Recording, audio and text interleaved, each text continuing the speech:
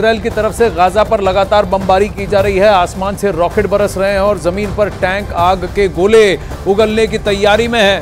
वहीं इस बीच दुनिया में हथियारों का कारोबार करने वाली कंपनियों की चांदी हो गई है। जंग थमने के आसार नहीं दिख रहे हैं और जंग जितनी लंबी चलेगी, गोला बारूद और हथियारों के बाजार में उनकी खरीदारी भी उतनी ही बढ़ेगी।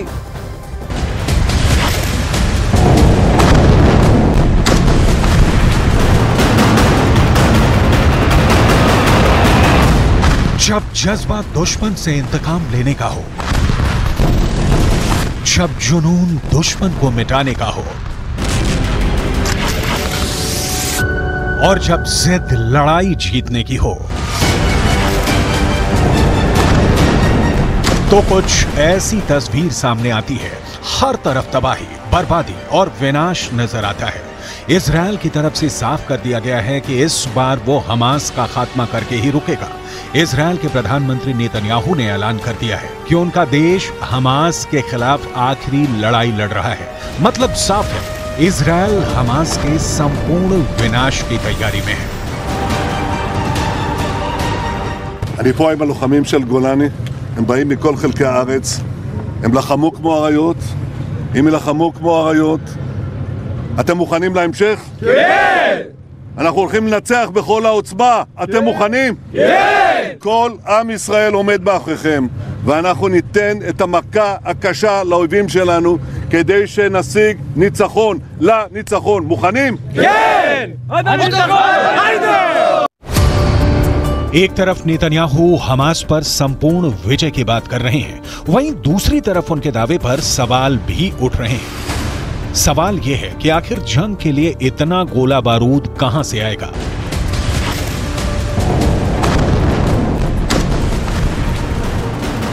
इस सवाल का जवाब अमेरिका है। हमास पर इजराइल का एक्शन शुरू होते ही अमेरिका ने इजराइल को हथियारों की पहली खेप पहुंचा दी थी। इस खेप में smart bomb, Iron Dome missile defence system के लिए इंटरसेप्टर, स्टिंगर मिसाइल, टैंक और तोप के लिए एम्यूनिशन शामिल है। लेकिन अमेरिका के सामने परेशानी यह है कि जो हथियार इस वक्त इजराइल मांग रहा है, वही हथियार यूक्रेन को भी चाहिए। ऐसे में अमेरिका के हथियार फैक्ट्री में दिन रात ऐसे हथियारों का उत्पादन हो रहा है ताकि वो अपने दोनों मित्र देशों को हथियार सप्लाई देता रहे। युद्ध के मैदान में न इजराइल को हथियारों की कमी हो और न रूस से लड़ाई लड़ रहे यूक्रेन को। युद्ध के लिए ये दोनों देश पूरी तरह से अमेरिका पर आत्मनिर्भर हैं। ऐसे में सवाल उठता है कि क्या आगे भी अमेरिका अपने दोनों मित्र देशों को हथियार मुहैया कराता रहेगा? सवाल इसलिए बड़ा है क्योंकि हथियारों के लिए इजराइल पूरी तरह से अमेरिका पर निर्भर है।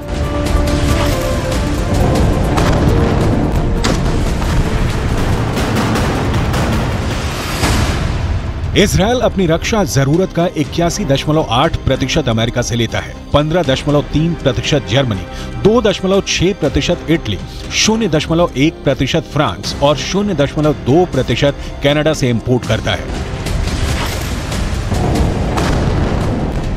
यानी इजराइल अपनी हथियारों की जरूरत के लिए पूरी तरह से अमेरिका पर निर्भर है।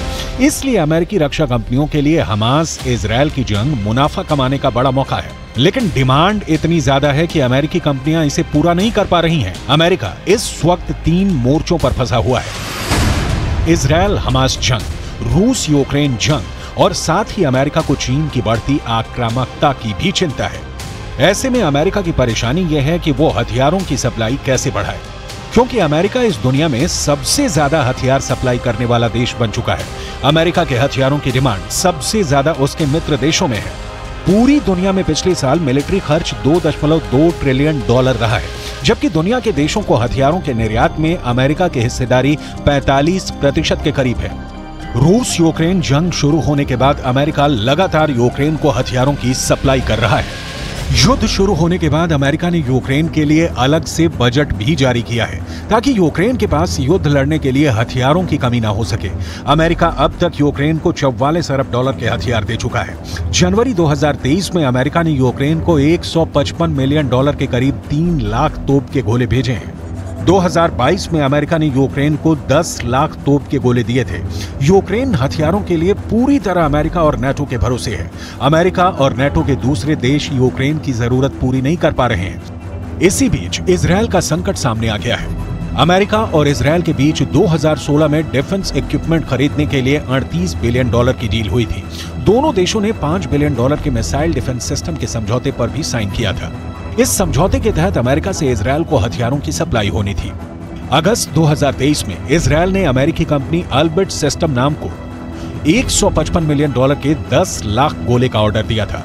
इजरायल ने M107A3 तोप के गोले को खरीदने का करार किया था। तब जंग के आसार नहीं थे, लेकिन अब जंग शुरू हो गई है। ऐसे में इजरायल को तत्काल हथियार चाहिए, लेकिन अमेरिकी कंपनियों की प्रोडक्शन कैपेसिटी इतनी नहीं है कि वो तत्काल इजरायल को हथियारों की सप्लाई कर सके। ये संकट इसलिए भी बड़ा है क्योंकि 2014 में इजरायली सेना ने गाजा पर 32,000 से ज्यादा गोले दागे थे। इस बार हालात 2014 से ज्यादा खराब है। इजरायल ने फुल स्केल वॉर का ऐलान किया है। ऐसे में इजरायल को गोला बारूद की जरूरत पहले से कई गुना ज्यादा होगी। ये मौका अमेरिकी हथियार कंपनियों के लिए मुनाफा कमाने का है। लेकिन संकट यह है कि अमेरिका पहले ही यूक्रेन रूस फ्रंट पर फंसा हुआ है। ऐसे में इजरायल का मोर्चा खुलने के बाद अमेरिकी कंपनियां हथियार तो दिन रात तैयार कर रही हैं, लेकिन ये अभी भी डिमांड से कम है। यही वजह है कि इजरायल भी इस वक्त हर कदम बेहद सावधानी के साथ उठा रहा है। इजरायल बनाम हमास, रूस बनाम यूक्रेन, ये दो ऐसी जंगें हैं जो कि अमेरिका के मिलिट्री इंडस्ट्रियल कॉम्प्लेक्स को पूरी तरह से फंड कर रहे हैं और अमेरिका का 70% जीडीपी उसकी आर्म्स फैक्ट्री या उसकी मिलिट्री इंडस्ट्रियल कॉम्प्लेक्स का योगदान रहता है। अब आप सोच लीजिए इसमें अमेरिका का कितना फायदा हो रहा होगा।